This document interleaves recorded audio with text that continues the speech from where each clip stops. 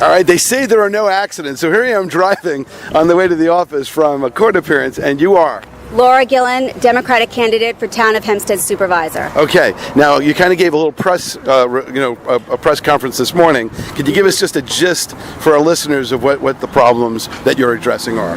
Well, the problems is I believe that there's not been adequate disclosure or truthful disclosure about the true financial health of the town of Hempstead.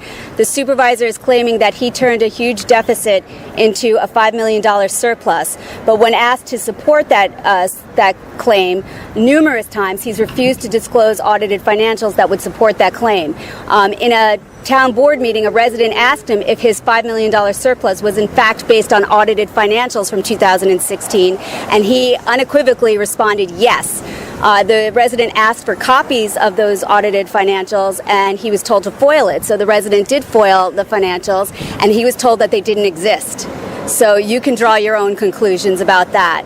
Subsequently, the supervisor spent tens of thousands of dollars sending out mailers to every resident saying that he turned a deficit into a $5 million surplus, but again refused to provide the numbers that would support that surplus.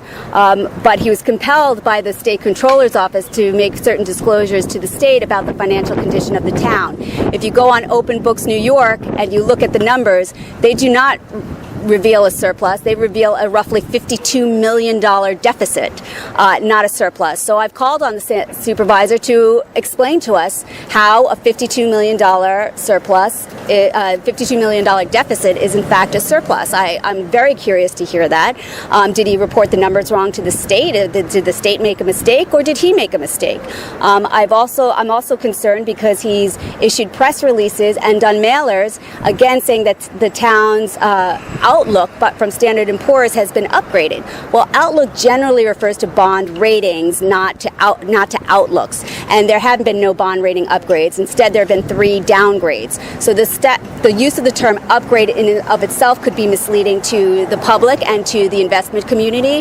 But then, in addition, with the fact that he omitted that there have been 3 downgrades by Moody's, could be materially misleading and could subject the town to scrutiny and possible sanctions from the SEC. So I think that the supervisor needs to explain that as well, and I think we need to have the disclosure of all the financials from 2016, and I encourage the media to investigate and scrutinize his numbers very carefully.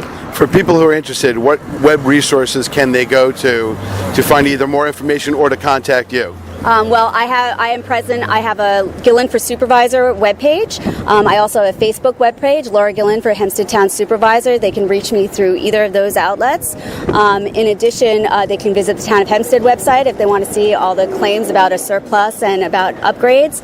And they can go to Open Books New York, which is the state database of financial disclosures made by various municipalities. All right. Thank you for your time this morning. Thank you so much. All right, good luck. Thanks.